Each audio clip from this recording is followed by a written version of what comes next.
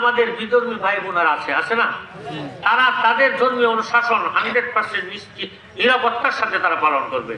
ওই জায়গা আপনারা হাত দিবেন না, ওদেরকে কেউ ডিস্টার্ব করবেন না, ওদের সম্পদের দিকে কেউ চোখ দিয়ে তাকাবেন না। ওদেরটা ওদের, আপনারটা আপনার। ওদের সম্পদে চোখ দিলে আপনার পিছন আপনার থেকে আল্লাহ তারা কেড়ে নিয়ে যাবে। এইটা বিশ্বাস থেকে এইভাবে চলবেন ইনশাআল্লাহ।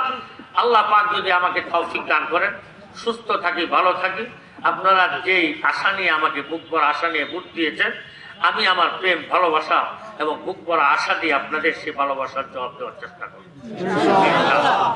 উন্নয়নের জন্যই আমি এসেছি, উন্নয়নই করব। আপনারা আমার কাছে 2 মুঠো ভাত খাওয়ার জন্য কেউ যাবেন না, এটা আমি জানি। আপনারা বাড়ি ঘর বানানোর জন্য আমার কাছে টাকা আনতে যাবেন না, এটা আমি জানি। আপনারা যাবেন আপনাদের রাস্তাঘাটগুলো সুন্দর হোক, আপনারা যাবেন আপনার স্কুল কলেজের পরিবেশটা সুন্দর হোক, বাচ্চাদের লেখাপড়ার পরিবেশ সুন্দর হোক, আপনারা যাবেন মসজিদ মাদ্রাসার উন্নতি হোক, এই তো যাবেন। এই নেশা এই পেশা আমার আরো বহুত আগে ছিল।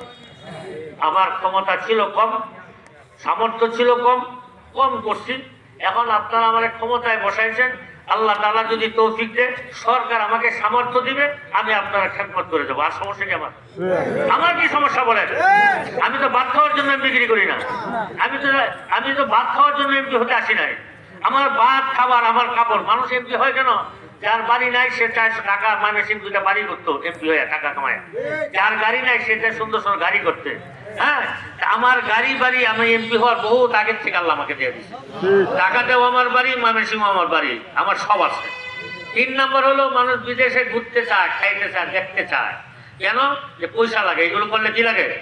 পয়সা লাগে। আর যদি এমপি হওয়া যায়, সরকারি অনেক অনুদান আছে বিদেশে ঘোরার, সরকারি কোনো অনেক ট্যুর আছে ঘোরার, এটাও তাদের একটা নেশা থাকতে পারে।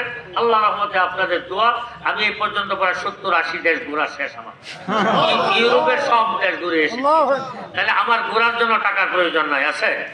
আমার ঘোরার দেখারও কিছু বাকি নাই, সব খাওয়া শেষ। অতএব আপনারা বলতে পারেন একটা মৌলবী এত কিছু কেমনে করছে?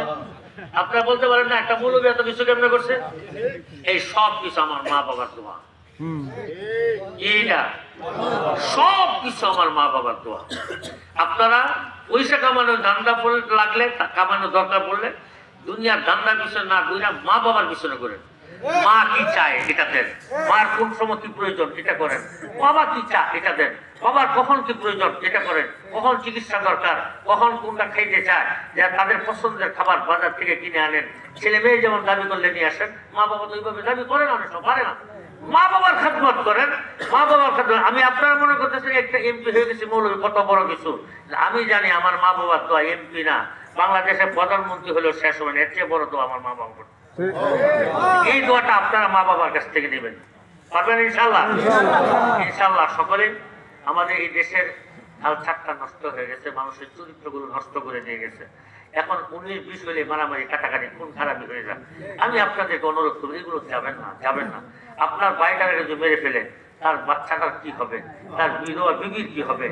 আপনি তার ভাইয়ের তো সম্পদ আছে, ধরেন সম্পদ সে চলতে পারবে, এই বউ কি তার স্বামী পাবে আরো? এই সন্তান কি বাবার আশ্রয় পাবে আরো? পাবে? যদি আপনার ক্ষেত্রে হয়, আপনি যদি আজকে মারা যান, আমি যদি মারা যাই, আমার ছেলে মেয়েদের কি হবে? ওরা বাবা কাকে ডাকবে? কোথায় গিয়ে বাবার মাথা ডাকবে? বলেন। এই ফিতনা ফাসাদ থেকে আমরা দূরে থাকি। রাগ উঠলেও মাটির নিচের দিকে তাকাইয়া পড়বো আউযু বিল্লাহি মিনাশ শাইতানির রাজিম। কি পড়বেন? রাগ যদি উঠে যায়, কখনো উত্তেজনা বেড়ে যায়, মাটির দিকে তাকাইয়া আউযু বিল্লাহি মিনাশ শাইতানির রাজিম 3 বার পড়বেন, রাগ মাটিতে নেমে যাবে ইনশাআল্লাহ। আমি ওয়াজ করে ফেললাম বক্তৃতা দিতে গিয়ে, এটা হলো আমার মনের কথাগুলো আজকে আপনাদের সাথে শেয়ার করলাম। আমি আপনাদেরকে ভালোবাসি, যে ভালোবাসার প্রতিদান আপনারা আমাকে ভালোবাসা দিয়েছেন। আল্লাহ পাক যেন আমাদের মৃত্যু পর্যন্ত এই ভালোবাসা অটুট বন্ধনটার জন্য আল্লাহ পাক যতদিন বেঁচে থাকি ততদিন যেন আপনাদের সাথে থাকে, এই দোয়া করবেন ইনশাআল্লাহ। আর আমার কাছে, আমি এখন আপনাদের এলাকার এমপি, আমার কাছে কোনো দলমত নেই, সবার এমপি আমি। যে আমাকে ভোট দিয়েছে আমি চিনতে চাই না, কে দিয়ে দেয় নাই তাকেও চিনতে চাই না। আমাকে সবাই ভোট দিয়েছেন, সবার ভোটে আমি এমপি হয়েছি। বিএনপি করে সে আমার লোক। আমাকে আজকে এক জায়গায় বলতেছিল, এটা হাসতে হাসতে বলেছিলাম, খেয়াল করে। বিএনপি বলতেছে অমুক একটা কেন্দ্র, এখানে আওয়ামী লীগ কোনোদিন পাস করে নাই, বিএনপির কেন্দ্র। এবার কিন্তু আমরা বিএনপিকে ফেল করে আপনাকে পাস করাইছি। আমাকে বলছে, আমি বলছি আপনি কথাটা ভুল বলছেন। কেন? আপনারা বিএনপিকে ফেল করে আমাকে পাস করান নাই, আমি হলাম খাঁটি বিএনপি, এই জন্য নকল বিএনপিকে ফেল করে খাঁটি বিএনপিকে পাস করাইছে। কি করতেন? আমরা তো সারা জীবন বিএনপির সাথে যুদ্ধ করে গেছে করছি না? সারা জীবন আমরা বিএনপি ছিলাম না? জামাত বলেন বিএনপির সাথে যুদ্ধ ছিল, আমাদের ঐক্যজোট ইসলামী ঐক্যজোট বিএনপির সাথে জুটে ইলেকশন করছি সারা জীবন। এখন জোট আলাদা, আমরা ভাগাভাগি হয়েছে, জোট আলাদা হয়েছে, কিন্তু আমরা খাঁটি প্রেমিকটা হয়ে গেছি যে খাঁটি যারা খাঁটি বিএনপির লোকেরা খাঁটি জায়গায় ভোট দিচ্ছে, এই জন্য পাস করছে। এটার অর্থ এটা বোঝানো যে আমি বিএনপির লোকদের বাহিরা, বিএনপির লোক আমার বাহিরে না, সবাই আমরা। এই কথাটা আমার বোঝানোর উদ্দেশ্য। আপনারা সমন্বয় কমিটি করেন, কাজ হয়তো আগামী অল্প দিনের মধ্যে আমরা শুরু করব। আল্লাহ পাক শুধু এই দোয়াটা করবেন, শত্রুরা যেন শত্রুতা করে আমার কোনো ক্ষতি করতে না পারে। যারা হিংসুক হাসাদকারী হিংসুকদের হিংসা থেকে যেন আল্লাহ পাক আমাদের হেফাজত করে। আমরা কারো ক্ষতি করতে চাই না, সকলে কল্যাণ করতে চাই। এই হাদিসটা আমার সামনে, এই হাদিসটা নিয়ে চলতে চাই, খায়রুন নাস মান ইয়ানফাউন নাস। ওই ব্যক্তি দুনিয়ার সবচেয়ে উত্তম যে মানুষের উপকার করে। আমরা উপকারী মানুষ হতে চাই, ক্ষতিকারক মানুষ হতে চাই না। দোয়া করেন আল্লাহ পাক যেন আমাদেরকে কবুল করেন। আর সন্ধ্যাবাসীর কাছে একটা আর্জি রেখে গেলাম, আপনারা চিন্তা ভাবনা করেন। আপনাদের জন্য আমার মনের থেকে একটা কথা আইসা পড়ছিল, আজকে বলেই ফেললাম। আপনাদের জন্য একটা ময়মনসিংহ ফুলপুরের মধ্যে সবচেয়ে উত্তম এবং সুন্দরতম একটা প্রতিষ্ঠান আমি আপনাদেরকে উপহার দিব। সেটা হলো খাঁটি খালেস প্রতিষ্ঠান, যেগুলো জনগণের হাদিয়ার উপরে চলে, জনগণের মেহনতের টাকায় চলে, যেখানে সরকারি কোনো অনুদান থাকে না, কোনো হারামের কোনো সম্পর্ক থাকে না। সেটার নাম হলো কওমি মাদ্রাসা। সেটার নাম কি বলেন তো? কওমি যে খাঁটি মাদ্রাসা আছে। স্কুল ভালো খারাপ বলি না, স্কুলে যে কাজই করতে যান ঘুষ লাগে।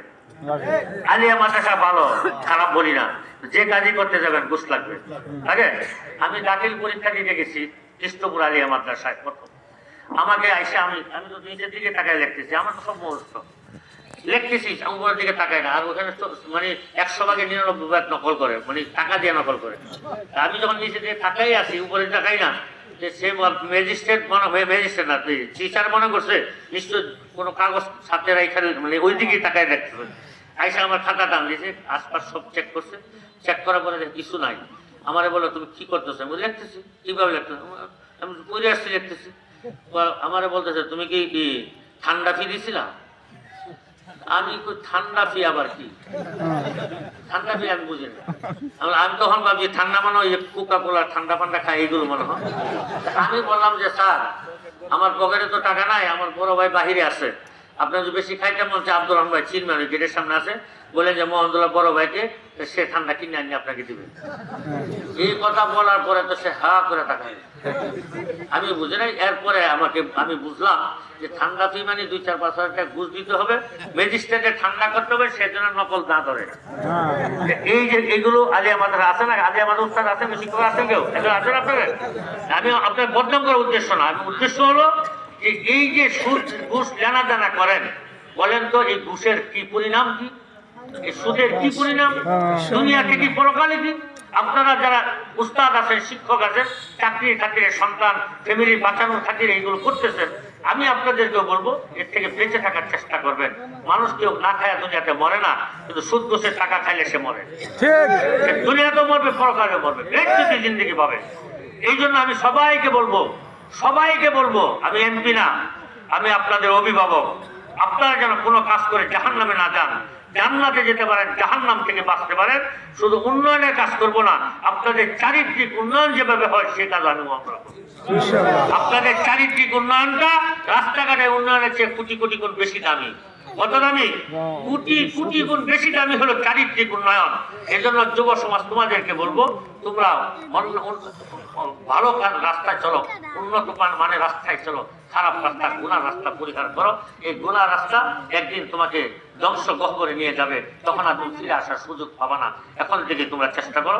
আল্লাহ পাক যেন আমাদের সাথে আপনাদেরকে সবাইকে নেক হায়াত দান করেন, নেক পথে চলার তৌফিক দান করেন। এই দেশের মানুষ যে কারণে আমাকে ভোট দিয়েছেন, আমি যেন তাদের প্রত্যেকের মনে সেই বাসনাটাকে, কামনাটাকে বাস্তবায়ন করে মরতে পারি। আল্লাহ পাক সেই তৌফিক দান করুন। আসসালামু আলাইকুম ওয়া রাহমাতুল্লাহি।